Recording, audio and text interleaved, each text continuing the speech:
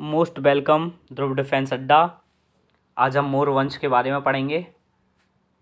एक ऐसी कहानी बताऊंगा जो आप कभी नहीं भूलेंगे, चाहकर भी नहीं भूल सकते। आपको सारे के सारे क्वेश्चन याद हो जाएंगे। तो शुरू करते हैं। मौर्य वंश। मौर्य वंश का संस्थापक चंद्रगुप्त मौर्य था। चंद्रगुप्त मौर्य मगध की गद्दी पर चाणक्य की सहायता से बैठा था। अब ये चाणक्य कौन था? चाणक्य एक प्रखंड विद्वान पंडित था जो कि घनानंद से अपमानित हुआ था। कहा जाता है कि घनानंद ने चाणक्य को चोटी पकड़कर जमीन पर पटक दिया था।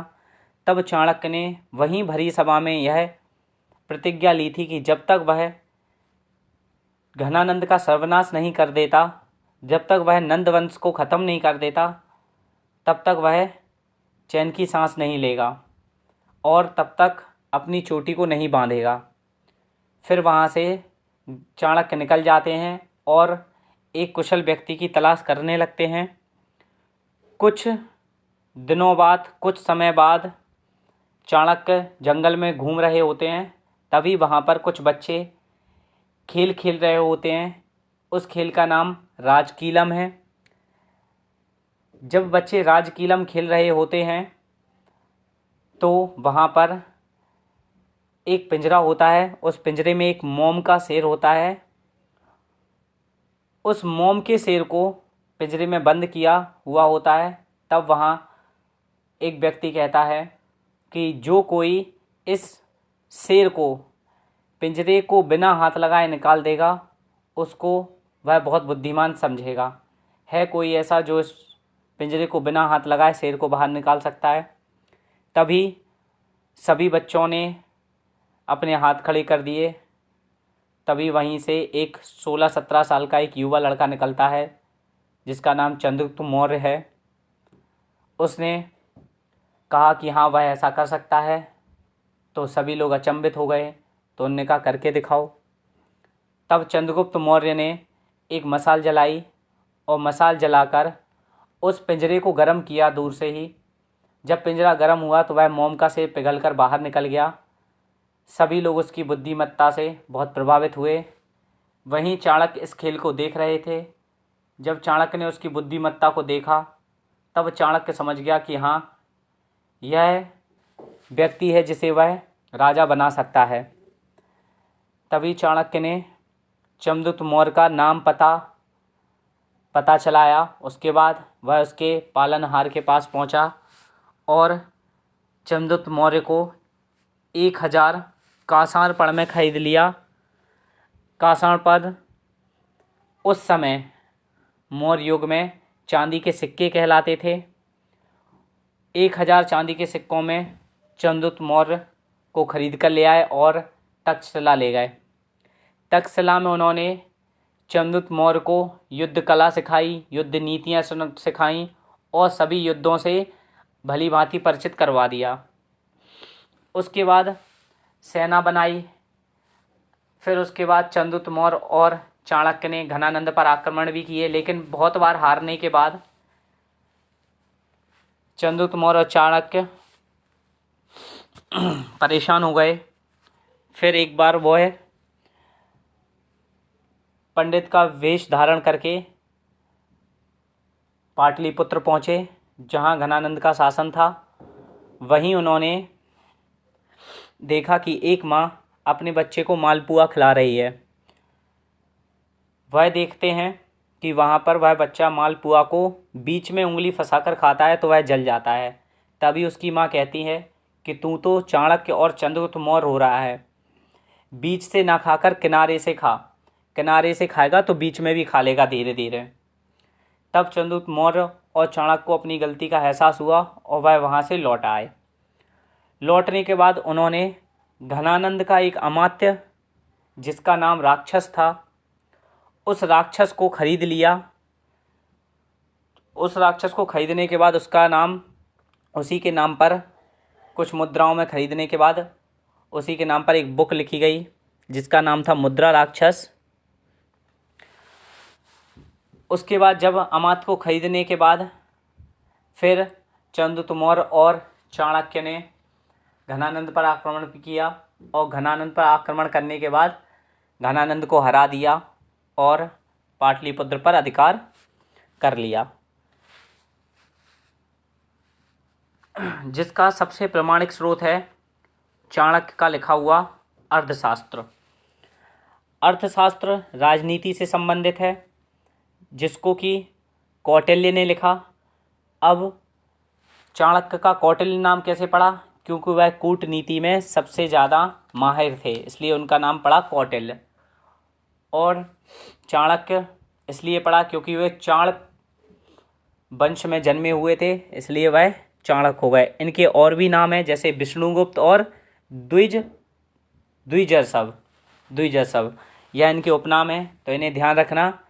चाणक्य के उपनाम कौटिल्य, विष्णुगुप्त और द्विजसव, ठीक है। उसके बाद जब इन्होंने घनानंद का वंश का नाश कर दिया, उसके बाद एक नया वंश आता है नंद वंश को ख़त्म करके, वह है मौर्य वंश। मौर्य वंश 322 ईसा पूर्व से लेकर 298 ईसा पूर्व तक चला। अब चंद्रगुप्त मौर्य के बारे में हम पढ़ते हैं। तो चंद्रगुप्त मौर्य का जन्म 345 ईसा पूर्व में हुआ था। इसकी माता का नाम मूरा था और गुरु का नाम चाणक्य था, जिसके बारे में मैं आपको बता ही चुका हूँ। इन्होंने घनानंद को पराजित कर मगध में मौर्य साम्राज्य की स्थापना की। उसके बाद इन्होंने मगध में मौर्य साम्राज्य की स्थापना की। इनकी जाति को लेकर भारत के इतिहासकार और विदेशी इतिहासकार अलग अलग मत रखते हैं, इसी कारण इनकी जाति भारतीय इतिहास का एक विवादित प्रश्न है। अब इनकी जाति भारतीय इतिहास का एक विवादित प्रश्न है, ये बात बिल्कुल सही है। कई लोग इन्हें शूद्र बताते हैं, कई लोग इन्हें क्षत्रिय बताते हैं। तो ब्राह्मण साहित्य कहता है कि यह शूद्र थे, जबकि जैन व बौद्ध साहित्य इन्हें क्षत्रिय बताते हैं। विदेशी इतिहासकार इन्हें कुलीन वैश्य बताते हैं। यानी ब्राह्मण साहित्य कहता है कि यह शूद्र थे, जैन व बौद्ध साहित्य कहते हैं नहीं यह क्षत्रिय थे, और विदेशी इतिहासकार इन्हें कुलीन या वैश्य बताते हैं। उसके बाद विशाखादत्त की पुस्तक मुद्रा राक्षस, जिसके बारे में मैंने बताया था कि चाणक्य ने मुद्राओं में राक्षस, जो कि घनानंद का अमात्य था, उसको खरीद लिया था। इसी के नाम पर विशाखादत्त ने पुस्तक लिखी थी मुद्रा राक्षस। में चंद्रगुप्त मौर्य के लिए कौशल वृषल शब्द का प्रयोग किया गया था। यूनानी इतिहासकार चंद्रगुप्त मौर्य को सेंट्रोकॉडोस और एंट्रोकोडस के नाम से संबोधित करते हैं।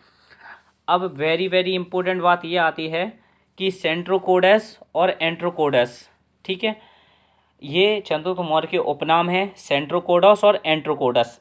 अब सेंट्रोकोडस एंट्रोकोडस कहा किसने था?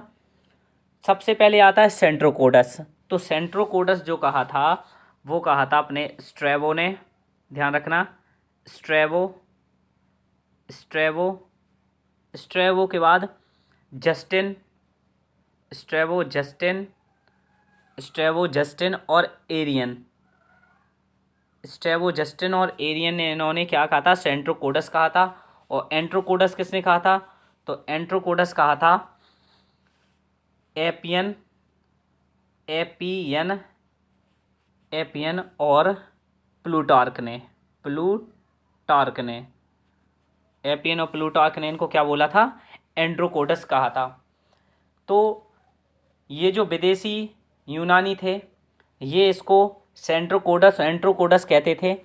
तभी जब यह बात विलियम जोन्स को पता चली तो विलियम जोन्स ने इनको कहा कि जिस व्यक्ति को तुम सेंट्रोकोडस और एंट्रोकोडस कहते हो वह व्यक्ति हमारा चंद्रगुप्त मौर्य है।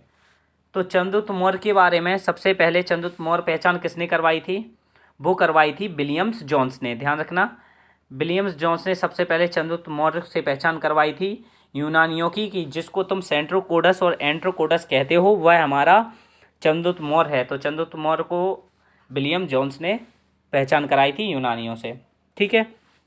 उसके बाद जब चंद्रगुप्त मौर्य भारत का प्रथम चक्रवर्ती सम्राट था। चक्रवर्ती सम्राट का मतलब होता है सबसे पावरफुल राजा था, जिसने संपूर्ण भारत को जीतकर एक कर दिया था, यानी इसने अखंड भारत बना दिया था, क्योंकि चाणक्य का सबसे बड़ा सपना था अखंड भारत का।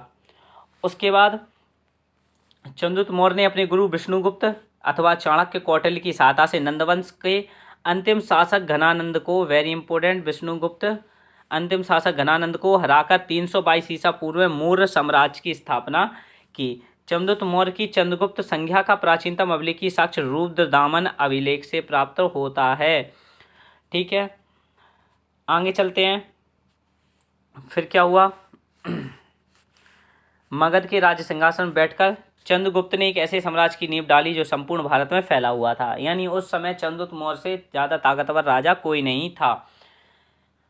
अब जब सिकंदर भारत में आया था, तब सिकंदर ने जिन राज्यों को जीता था वहाँ उसने अपने छत्रप या हम यूँ कह सकते हैं कि राजदूत स्थापित किए थे। जैसे सिकंदर किसी राज्य को जीतता था तो वह राज्य अपने एक छत्रप, एक यूनानी राजदूत को दे देता था कि तुम अब इसकी बागडोर संभालो।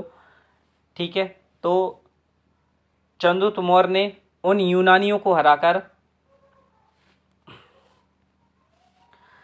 भगा दिया था। इसलिए चंद्रगुप्त मौर्य को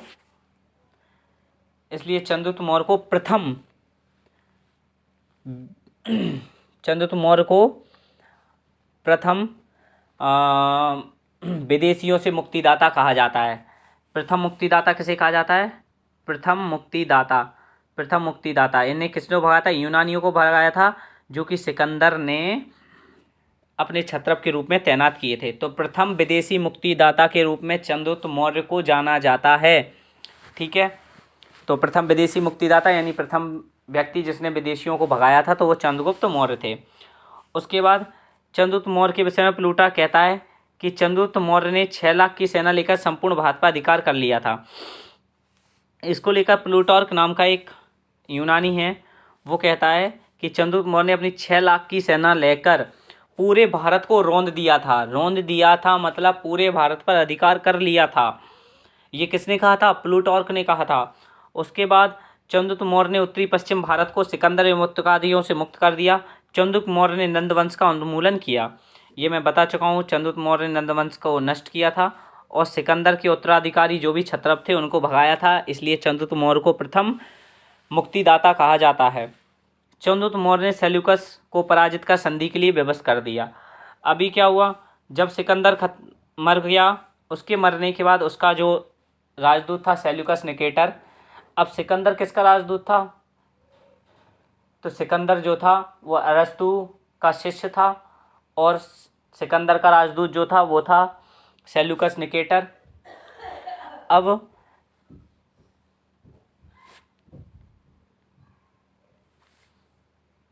सिकंदर के बाद जब सेल्यूकस निकेटर जो कि सिकंदर का सेनापति था, तो उसने सोचा कि अब मैं भी भारत पर राज्य करूं। तो वह युद्ध करने की मंशा से भारत आता है और उसको पता होता है कि चंद्रगुप्त मौर्य सबसे ताकतवर राजा है, अगर इसको ही हरा देते हैं तो फिर सारा भारत उसके कब्जे में आ जाएगा। जब वह चंद्रगुप्त मौर्य से युद्ध करता है तो वह बुरी तरह से हारता है, जिसके बाद चंद्रगुप्त मौर्य से डरने के बाद वह चंद्रगुप्त मौर्य से संधि करने के लिए कहता है और वह अपनी पुत्री कार्नेलिया की शादी चंद्रगुप्त मौर्य से कर देता है। चंद्रगुप्त मौर्य से कार्नेलिया की शादी करने के बाद ये जो संधि होती है, कार्नेलिया की शादी करने के बाद वह कार्नेलिया से शादी करने के बाद वह कुछ दहेज के रूप में कुछ क्षेत्र लेता है, जिसमें अस्कोर्सिया, जेंड्रोसिया, पेरीमेमिडासाई और ये 4 राज्य जो थे, 4 क्षेत्र जो थे, उसने अपनी पुत्री के दहेज में दिए, है ना। उसकी पुत्री का नाम था कार्नेलिया, ध्यान रखना, उसकी पुत्री का नाम था कार्नेलिया से उसकी शादी होती है। 305 ईसा पूर्व में मैसिडोनिया ने शासक सेल्यूकस निकेटर चंद्रगुप्त मौर्य के मध्य युद्ध हुआ था। ये जो युद्ध हुआ था उसके बाद इस युद्ध में वह सेल्यूकस निकेटर बहुत बुरी तरह से पराजित हुआ था। प्लूटार्क के अनुसार, वेरी इंपॉर्टेंट, प्लूटार्क के चंद्रगुप्त मौर्य ने सेल्यूकस को 500 हाथी उपहार में दे दिए थे, गिफ्ट में दे दिए थे। इसके बाद जब कार्नेलिया की शादी चंद्रगुप्त मौर्य से हो जाती है, चंद्रगुप्त मौर्य से शादी होने के बाद चंद्रगुप्त मौर्य के घर में उसकी बेटी आ जाती है, तो सेल्यूकस निकेटर को उसका ध्यान रखना, उसका ख्याल रखने के लिए एक राजदूत, एक दार्शनिक भेजता है, जिसका नाम क्या था? जिसका नाम था मेगास्थनीज। मेगास्थनीज जो कि वहाँ पे एक दार्शनिक, एक राजदूत बनकर जाता है, जिसने वहीं इंडिका नामक एक पुस्तक लिखी, जिसमें मौर्ययुगीन वंश के बारे में दिया गया है। पूरा मौर्ययुगीन वंश के बारे में लिखा उसने। तो जो मेगास्थनीज है, सबसे इम्पोर्टेंट क्वेश्चन, मेगास्थनीज जो है वह भारत में पहला विदेशी राजदूत है। तो क्वेश्चन आ जाए भारत में पहला विदेशी राजदूत कौन है, तो वह है मेगास्थनीज। ठीक है। उसके बाद चंद्रगुप्त मौर्य का दक्षिण विजय के विषय में जानकारी तमिल ग्रंथों के एहनामूर और मुरनागुरु नुरु नामक अशोक अभिलेखों से मिलती है। चंद्रगुप्त मौर्य एक कुशल योद्धा, सेनानायक, महान विजेता ही नहीं था बल्कि योग्य शासक भी था। इतना कुछ सुनने के बाद आपको पता चल रहा होगा कि वह योग्य शासक था या नहीं था। उसने अपने मुख्यमंत्री ना होकर, ये प्रधानमंत्री होगा, ये गलत होगा, ये होगा अपना प्रधानमंत्री कौटिल्य की सहायता से ऐसी शासन व्यवस्था का निर्माण किया था जो उस समय से अनुकूल थी। उसने ऐसी शासन व्यवस्था बनाई थी कि जो उस समय के हिसाब से बहुत ही सही थी, बहुत ही अनुकूल थी। अपने जीवन के अंतिम चरण में जब वह अपनी मृत्यु के निकट था, तब उसने अंतिम चरण में चंद्रगुप्त मौर्य ने जैन मुनि भद्रबाहु से जैन धर्म की दीक्षा लेकर श्रवणबेलगोला में स्थित चंद्रगिरी पहाड़ी पर करीब 298 ईसा पूर्व उपवास के द्वारा सही त्याग दिया गया। यानी इससे यह सिद्ध होता है कि जो चंद्रगुप्त मौर्य था वो जैन धर्म का अनुयायी था, और जैन धर्म की दीक्षा देने वाले उसके जो गुरु थे वह भद्रबाहु थे। और ऐसा शासक जिसकी मृत्यु उपवास के दौरान हुई हो वह थे अपने चंद्रगुप्त मौर्य। और चंद्रगुप्त मौर्य की मृत्यु कहाँ हुई? श्रवणबेलगोला में हुई। तो इस प्रकार हमने चंद्रगुप्त मौर्य के बारे में सारी चीज़ें पढ़ी। अब चंद्रगुप्त मौर्य के बाद जो उसका उत्तराधिकारी हुआ उसका नाम था बिंदुसार। 298 ईसा पूर्व से लेकर 272 ईसा पूर्व तक मगध की गद्दी पर रहा। अब बिंदुसार के बारे में हम कुछ पढ़ते हैं। बिंदुसार भी एक कुशल शासक था, एक महान राजा था। उसके बारे में पढ़ेंगे तो चंद्रगुप्त मौर्य का पुत्र बिंदुसार, चंद्रगुप्त मौर्य का पुत्र कौन था? बिंदुसार 298 ईसा पूर्व में साम्राज्य का उत्तराधिकारी बना। स्ट्रैबो ने बिंदुसार को आल्ड्रीटोकेडस कहा है। तो स्ट्रैबो ने बिंदुसार को क्या कहा था? आल्ड्रीटोकेडस कहा है।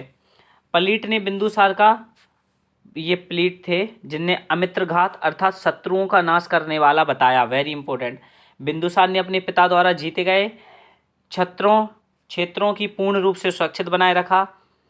यानी जो भी इसके पिता चंद्रगुप्त मौर्य ने जो भी राज्य जीते थे उसको क्या किया कि बहुत ही सुरक्षित बनाए रखा। दिव्यवदान में बिंदुसार के समय में तक्षशिला में हुए 2 विद्रोह का वर्णन है। यानी दिव्यवदान जो पुस्तक है उसमें 2 विद्रोहों का वर्णन है। इन विद्रोहों को दबाने के लिए बिंदुसार ने अपने पुत्र अशोक और सुसीम को भेजा था। तो जब बिंदुसार मगध की गद्दी पर था तब तक्षशिला में 2 बहुत ज़्यादा विद्रोह हुए थे, जनता भड़क गई थी। उस विद्रोह को दबाने के लिए अशोक, जो कि उस समय अवंती का राजदूत था या अवंती पर उसका शासन था, तो उसने अशोक और सुसीम को भेजा था कि वह तक्षशिला के इस विद्रोह को दबाएं, इस विद्रोह को रोकें। स्ट्रैबो के अनुसार यूनानी शासक एंटियोकस प्रथम ने बिंदुसार के दरबार में डायमेकस नाम का राजदूत भेजा था। तो वेरी इंपॉर्टेंट ये क्वेश्चन बनता है कि डायमेकस किसके दरबार में आया था? तो डायमेकस बिंदुसार के दरबार में आया था। बिंदुसार ने एंटियोकस प्रथम से मदरा, सूखे अंजीर एवं दार्शनिक भेजने की प्रार्थना की थी। जो बिंदुसार था उसने एंटियोकस से ये कहा था कि वह मदरा, अंजीर एवं दार्शनिक भेजे। किससे कहा था? एंटियोकस प्रथम से। तो बिंदुसार के बारे में हमने क्या पढ़ा? बिंदुसार 298 ईसा पूर्व में साम्राज्य का उत्तराधिकारी बना। स्ट्रैबो ने इसको क्या कहा? आलिड्रोकेडस कहा, जो कि यूनानी था। प्लीट ने बिंदुसार को अमित्रघात कहा। अमित्रघात का मतलब होता है शत्रु का वध करने वाला। बिंदुसार ने अपने पिता द्वारा जीते गए क्षेत्रों को पूर्ण रूप से सुरक्षित बनाए रखा। दिव्य वरदान एक बुक है, वह कहती है कि तक्षशिला में 2 विद्रोह हुए थे उस समय। उन विद्रोह को दबाने के लिए बिंदुसार ने अपने पुत्र अशोक और सुसीम को भेजा था। स्ट्रैबो के अनुसार क्या हुआ, यूनानी ने एंटियोकस प्रथम था, उसने बिंदुसार के दरबार में एक अपना राजदूत भेजा था, उसका नाम था डायमेकस। बिंदुसार ने एंटियोकस से क्या कहा था कि वह उसके लिए कुछ मदिरा भेजे, कुछ मदिरा भेजने के साथ साथ सूखे अंजीर भेजे, सूखे अंजीर भेजने के साथ साथ कुछ दास।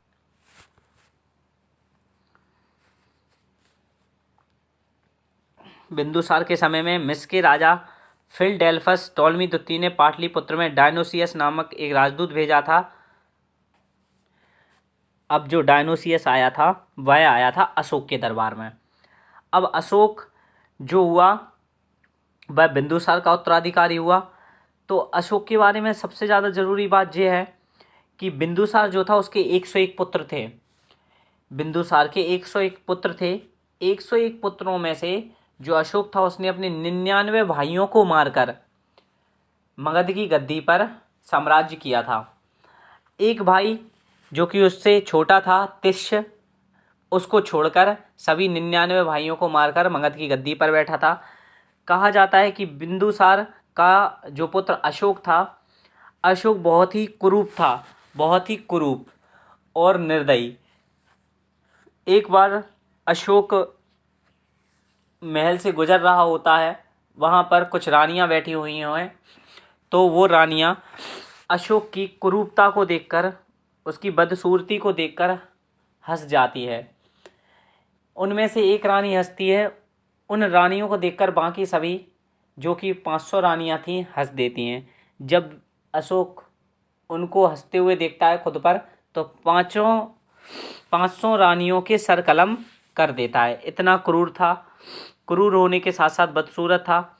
उसने अपने सभी 99 भाइयों को मारा, नित्य को छोड़कर जो कि उसका छोटा भाई था, सभी को मारकर मगध की गद्दी पर बैठा।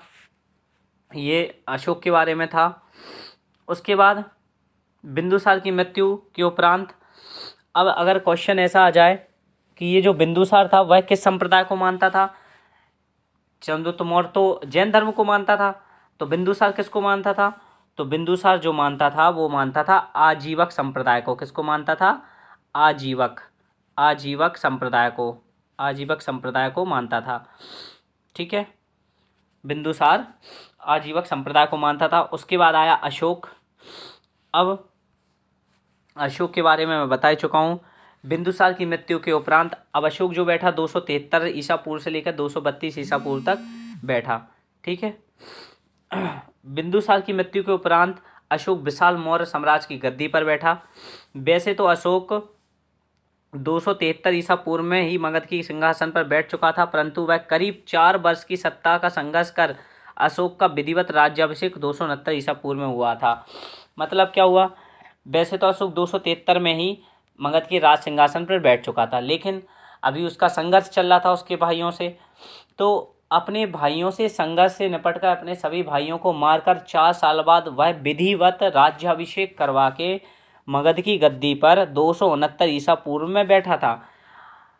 अब अशोक का जो इस तरीके का व्यवहार देखकर अशोक को कुछ नाम दिए गए, जैसे चंडा अशोक, कामा अशोक, ये इसके उपनाम हैं। तो यह जो था वह पहले जैन धर्म को, इसके जो पिता थे वह जैन धर्म को मानते थे, और अशोक जो था वह शैव धर्म का अनुयायी था। उसके बाद कलिंग युद्ध के बाद वह बौद्ध धर्म को अपना लेता है। अभिलेखों में अशोक को देवनाम प्रियदर्शी एवं राजा के संबोधित किया गया। ठीक है, लेकिन इसके कुछ और नाम है, जैसे मैंने बोला ना, चंडाशोक, कामाशोक। सर्वप्रथम मस्की अभिलेख में अशोक का नाम मिलता है। गुजर्रा अभिलेख में भी इसका नाम अशोक ही मिलता है। गुजर्रा अभिलेख जो कि दतिया में है। ठीक है, यानी यहाँ तक दतिया तक, मध्य प्रदेश दतिया तक वह आया था। अपने राज्याभिषेक के 7वें वर्ष में अशोक ने कश्मीर एवं खौतान क्षेत्र में अपने भागों को विजित कर मौर्य साम्राज्य में मिला लिया, क्योंकि इसके पास पहले से ही विशाल सेना थी, क्योंकि इसके जो दादा परदादा और पिताजी थे वह बहुत कुछ छोड़ कर गए थे। अशोक के प्राप्त सभी अभिलेखों में यह स्पष्ट किया हो जाता है कि उसका साम्राज्य उत्तर पश्चिमी सीमा अफगानिस्तान, दक्षिण में कर्नाटक, पश्चिम में कठियावाड़ एवं पूर्व में बंगाल की खाड़ी तक था। कल्हड़ की राजतरंगिणी, कल्हड़ की पुस्तक थी राजतरंगिणी, ठीक है, कल्हड़ की पुस्तक राजतरंगिणी, जिसमें कश्मीर के इतिहास के बारे में बताया गया है। कश्मीर में विस्तृता नदी के किनारे विस्तृता नदी यानी झेलम, जो कि अभी कौन सी नदी कहलाती है अपनी, झेलम नदी, झेलम नदी को विस्तृता नदी कहते थे पहले, किनारे श्रीनगर नामक शहर की स्थापना की।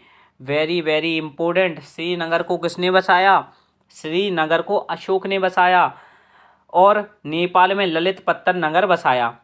एक युग पुरुष के रूप में अशोक ने मौर्य साम्राज्य को अपनी नीतियों का माध्यम से नई दिशा दी। वह अत्यधिक व्यापक दृष्टि से युक्त व्यक्तित्व था, यानी वह चीज़ों को बहुत जल्दी समझता था। उसने तत्कालीन समस्याओं को समझते हुए उन्हें सुलझाने का प्रयास किया।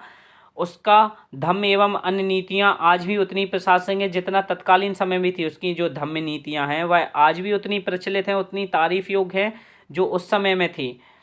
वे सार्वजनिक सार्वभौमिक एवं सर्वयुगीन, जो एक अकेले राष्ट्र की धरोहर नहीं हो सकती, संपूर्ण विश्व की धरोहर है। ऐसी नीतियों के प्रवर्तक के रूप में हम अशोक को महान कहते हैं, इसलिए उसको क्या कहा जाता है, अशोक महान कहा जाता है। अशोक के पितृवत शासन का सिद्धांत दिया, अशोक ने पितृवत शासन का सिद्धांत दिया।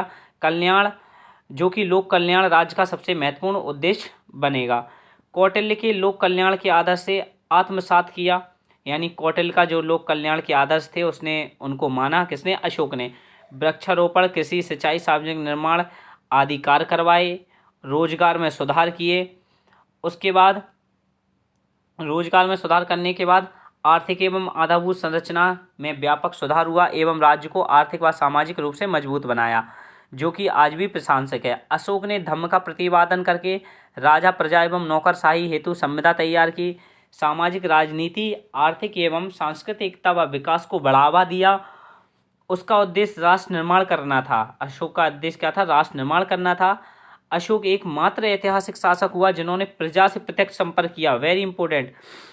बाकी जो राजा थे वह प्रजा से प्रत्यक्ष यानी आमने सामने बैठ के संपर्क नहीं करते थे, ठीक है, लेकिन अशोक पहला राजा ऐसा हुआ था जिसने प्रजा से आमने सामने बैठकर संपर्क करता था, उनकी समस्याएं सुनता था।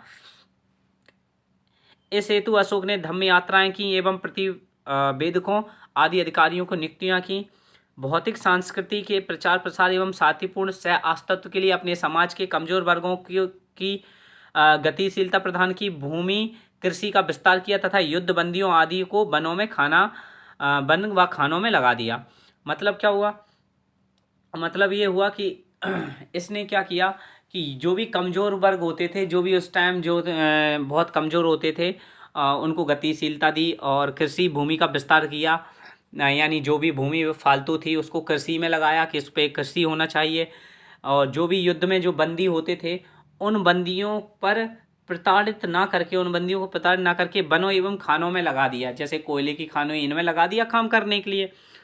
उसके बाद वे एकमात्र ऐसे शासक हुए जिन्होंने प्रजा के आध्यात्मिक व नैतिक उत्थान के साथ साथ उत्पादन शक्तियों पर भी ध्यान दिया। अशोक ने ग्रामीण विकास पर अधिक ध्यान दिया। अशोक के साम्राज्य में 84,000 स्तूपों का निर्माण कराया। राजस्व व पुनर्वितरण सार्वजनिक हित एवं लोक रंजन कार्य में किया तथा अर्थव्यवस्था को तीव्रता गति दी। उसके बाद क्या होता है, उसके बाद इसने कुछ स्तंभ, कुछ अभिलेख हुए इसके। उसके बाद अशोक के बाद जो राजा हुए वो राजा हुए कौन, जालोक, कुणाल, दशरथ, संप्रति, शालीशोक, देववर्मन आदि शासकों ने शासन किया। बृहद्रथ मौर्य वंश का अंतिम शासक था जो कि सबसे कायर शासक हुआ। बृहद्रथ को उसके सेनापति पुष्यमित्र शुंग ने हराकर हत्या कर दी और एक नए वंश की स्थापना की, शुंग वंश की, जिसे ब्राह्मण वंश भी कहा जाता है, ठीक है। मौर्य वंश के पतन का सबसे महत्वपूर्ण कारण क्या था, मौर्य वंश के पतन का सबसे महत्वपूर्ण कारण था अशोक के बाद जितने भी राजा हुए वह कुशल राजा नहीं थे, क्योंकि उन्हें सारी चीज़ें पहले से ही सेटल मिली, उन्हें किसी चीज़ के लिए संघर्ष ही नहीं करना पड़ा, तो उन्हें ज़्यादा ध्यान भी नहीं दिया आगे। इसी अशकुलता के कारण मौर्य साम्राज्य का अंत हो गया और एक नए वंश की स्थापना हुई थी, शुंग वंश की। अब इस वीडियो और इस क्लास के बाद अब हम जो पढ़ेंगे वो पढ़ेंगे अशोक के अभिलेख, पूरे अभिलेख, भीतरी अभिलेख, गुहा अभिलेख, जो भी अभिलेख हैं सारे अभिलेख पढ़ेंगे और उन्हें याद करेंगे। उम्मीद है कि आपको बहुत अच्छे से समझ में आया होगा और आपको याद भी हुआ होगा। एक दो बार आप देखेंगे वीडियोस को और ध्यान से सुनेंगे तो आपको समझ में आएगा। अगर आपको अच्छा लगा हो तो लाइक करिएगा, सभी लोगों को शेयर करिएगा, ज़्यादा से ज़्यादा सब्सक्राइब करें और करवाएं सब्सक्राइब, कमेंट करें। धन्यवाद।